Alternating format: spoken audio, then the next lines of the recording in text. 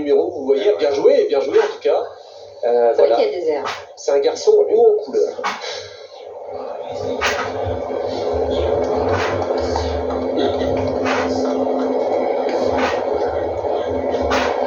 Mais de toute façon, les coureurs américains, ils ont toujours quelque chose à dire, ils ont toujours un côté intéressant. Nilsson Paolé, c'est un garçon passionnant. Matteo Jorgensen, qui parle couramment français, c'est toujours un plaisir de discuter avec lui.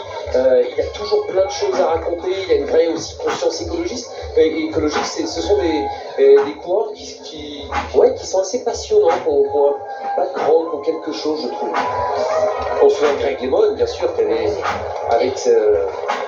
avec son accent si charmant. Et vous connaissez le dernier vainqueur américain sur les routes du Tour? En étape, victoire d'étape, je parle.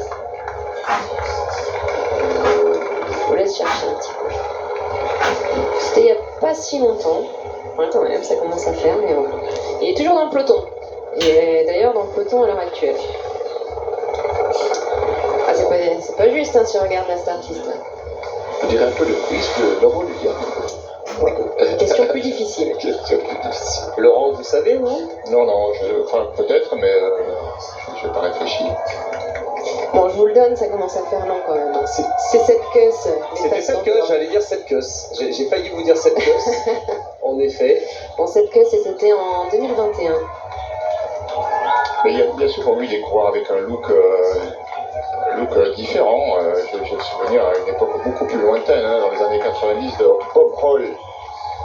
Bob Roll, un gars qui roulait chez 7-Eleven et qui avait un look vraiment particulier, un peu le même que Quinn Simmons.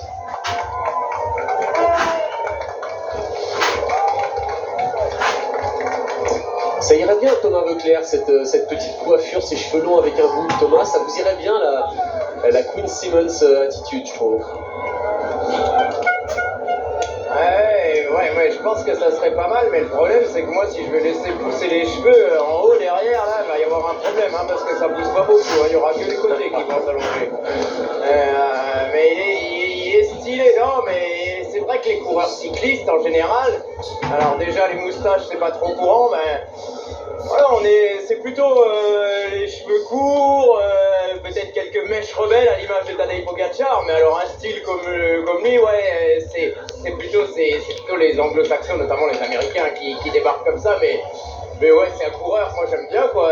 On l'a vu au Tour de Suisse quand il a gagné son étape, quand il est en interview en plus aussi, c'est bien, c'est un coureur qui sort un petit peu du rang, mais dans le bon sens du terme, et qui est également d'abord et avant tout super costaud et super talentueux parce qu'il est jeune, Quinn Simmons encore. Et puis Nico, le coup de, j'allais le dire, non, là c'est un peu facile, Marion qui donne la réponse et après, j'allais le dire. Oui, celle-là, on nous l'a faite déjà. Il a joué Marion parce que je l'avais pas non plus, tellement il a gagné discrètement cette pièce. Pardon, Franck. Non, Thomas, pas de souci, on vient simplement de voir une belle animation de la FDSEA d'Ille-et-Vilaine, avec une poignée de main, symbole de transmission, et puis tous ces tracteurs d'époques différentes pour montrer la continuité également et le passage des savoir-faire. C'est votre cousine, Franck? C'est ma cousine, c'est la célèbre Bécassine, qui fait partie du patrimoine breton. Alors, je crois qu'en vérité, elle fait plus partie du patrimoine français dans la vision qu'ils ont des Bretons que du patrimoine de la péninsule en tant que telle. Symbolise bien sûr toutes ces petites dames qui prenaient le train, qui s'en allaient à Montparnasse au XIXe siècle et qui devenaient agents, personnel de maison dans les beaux hôtels particuliers de Paris.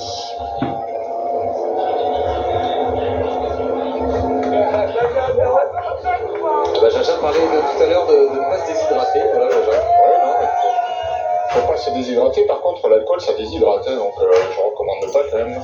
Pour s'hydrater, c'est pas ce qu'il faut faire. Ils vont être déçus. Visiblement, oui.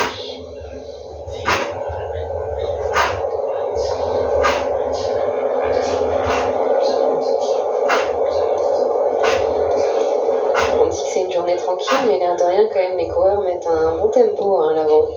C'est une journée qui aurait pu être beaucoup plus longue, parce qu'il n'y a pas d'échappée, ça les oblige pas à rouler à plus de 40 km/h.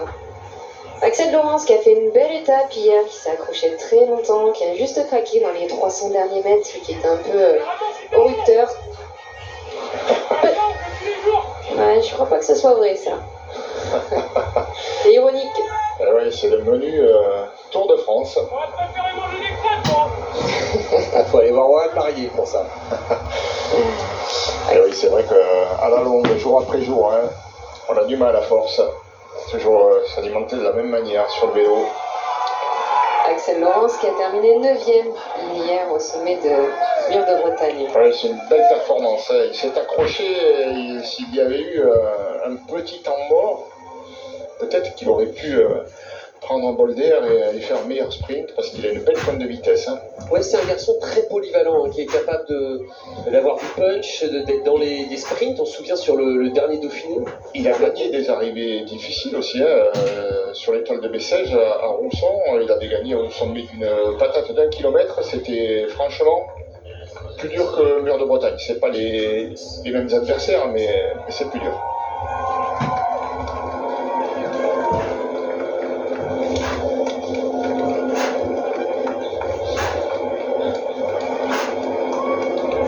Thomas tout à l'heure nous disait que 19 équipes seraient concernées par le sprint. Il n'y a pas forcément des coureurs de la dimension d'un Tim Merlier, d'un Jonathan Milan, mais en tout cas, il y a pas mal de prétendants. Et parmi ces prétendants, il y a l'un des coureurs les plus prolifiques du peloton, en tout cas l'un de ceux qui a le plus gagné, c'est Arnaud Démare, parce que Tadej Pogačar a 101 victoires, lui il en a 97, Arnaud, 33 ans, pour l'instant, il n'a pas eu d'ouverture, il n'a même pas pu sprinter encore sur ce Tour de France.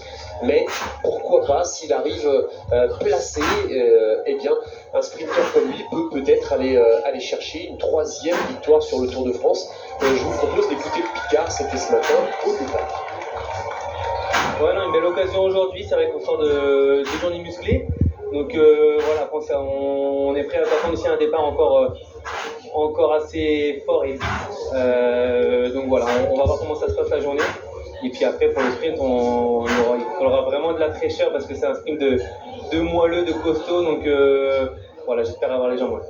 À titre personnel, justement, est-ce que les jambes répondent depuis le début du tour? C'est déjà la première semaine. Quand vous avez traversé cette première semaine? Bah, pour l'instant, ça va bien.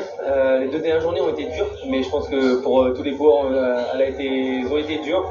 Et puis voilà, j'aime bien aussi ce rôle de capitaine dans l'équipe pour aider Kevin et puis épauler au mieux l'équipe. Donc hier, j'ai laissé un petit peu de plume, mais voilà, je compte bien récupérer un petit peu en début d'étape. Oui, Arnaud Démare ici, au milieu du peloton avec ses coéquipiers de l'équipe à Arkea BNB Hotel. Pas de victoire encore cette saison pour Arnaud Démare, mais qui avait pris une belle 2e place. C'était sur la première étape de Paris-Nice, juste derrière Tim Merlier justement.